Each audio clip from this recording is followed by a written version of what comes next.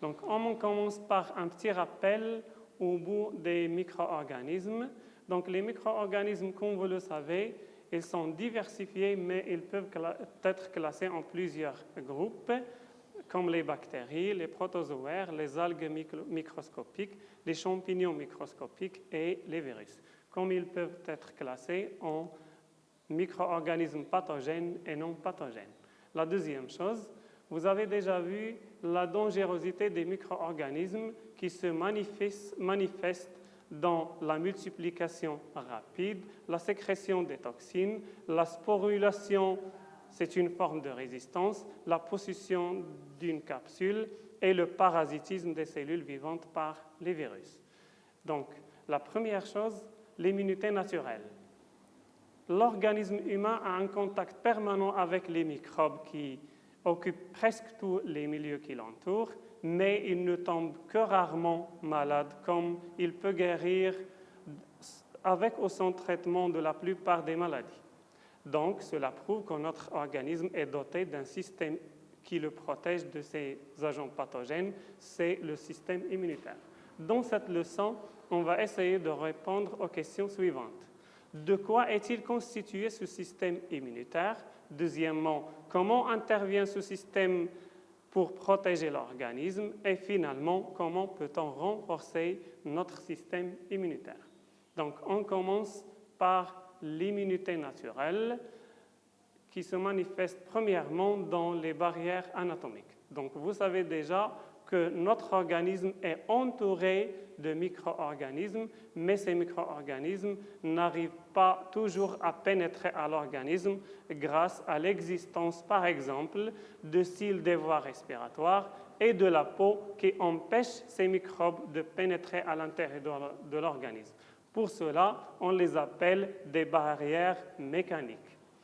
Deuxièmement, en plus de ça, on trouve des micro-organismes qui vivent dans les intestins. On les appelle la microbiote intestinale. Ces microbes empêchent l'installation d'autres micro-organismes qui peuvent être pathogènes. Pour cela, on les appelle des barrières écologiques. Troisièmement, des sécrétions comme les larmes, le mucus nasal, la salive et les sécrétions de l'appareil génital, les urines et la sueur, ce sont des substances sécrétées par notre organisme qui peuvent arrêter ou bien tuer les micro-organismes. Pour cela, on les appelle des barrières chimiques.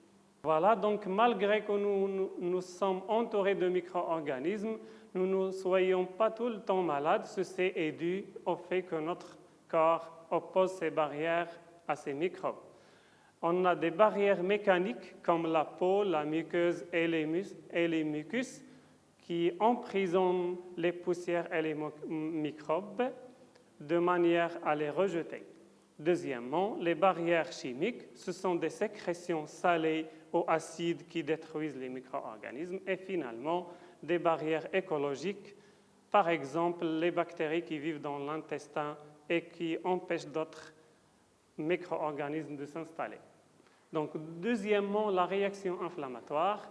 On va voir que se passe-t-il lors d'une plaie ou bien de la lésion de la peau. Donc, comme vous le voyez dans la photo, dans le cas d'une lésion, les barrières anatomiques qui protègent l'organisme des micro-organismes sont dépassées.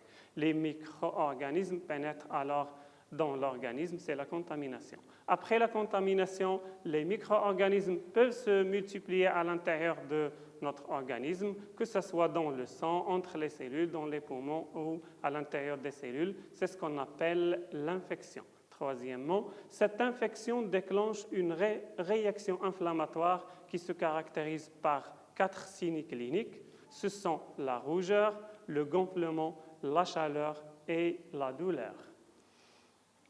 Donc, on va essayer de voir comment s'effectue cette réaction et quel est son rôle.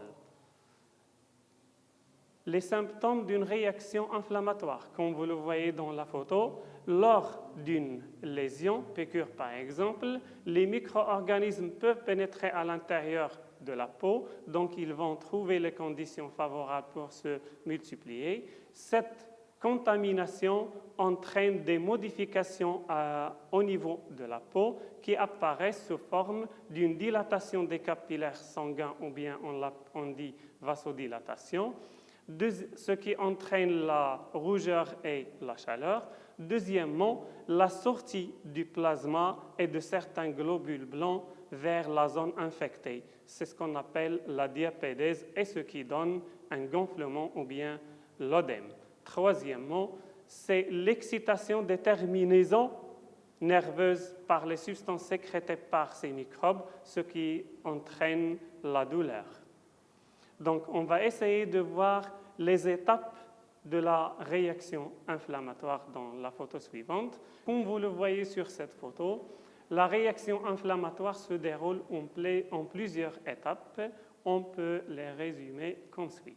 Premièrement, la lésion cutanée, c'est-à-dire pénétration de l'épine, contamination, c'est-à-dire les bactéries situées sur l'épine pénètrent à l'intérieur de la peau, dilatation des capillaires sanguins, infiltration du plasma et de certains globules blancs vers la partie infectée, la diapédèse et finalement le phagocytose qu'on va détailler dans le diapo suivant.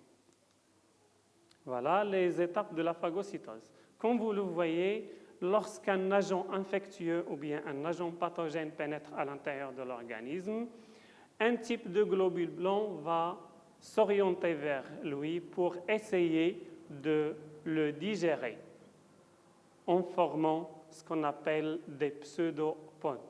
Après, l'agent infectieux se trouve à l'intérieur d'une vacuole qui s'appelle phagosome. Après son ingestion, le phagocyte va essayer de digérer l'agent pathogène à l'intérieur de cette vacuole et donc on assistera à 3 cas possibles. Dans le premier cas souhaité, les débris de la bactérie seront rejetés, donc le phagocyte a réussi dans la digestion de l'agent pathogène.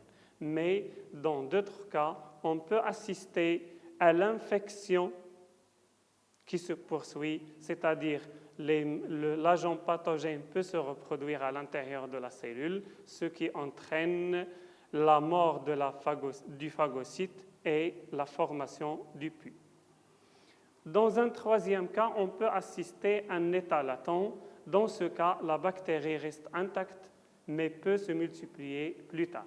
Donc, ce qu'il faut retenir, que certains leucocytes ou bien des globules blancs sont doués de phagocytose.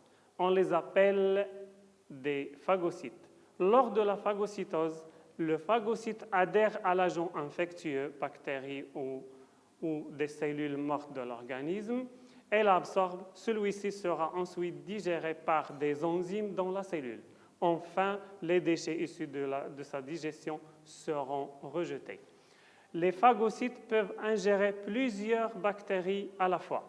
La phagocytose est une réaction inflammatoire rapide et non spécifique qui peut durer 1 heure.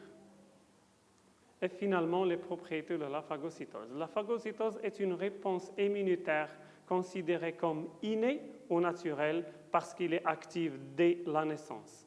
Deuxièmement, il est immédiate car les phagocytoses responsables de cette réaction circulent en permanence dans le sang et interviennent directement lors de la pénétration d'un microbe. Donc, c'est plus rapide. Et finalement, non spécifique parce qu'il est orienté contre tous les microbes ou agents pathogènes sans distinction. Et voilà, merci de votre attention et à la prochaine, Inch'Allah.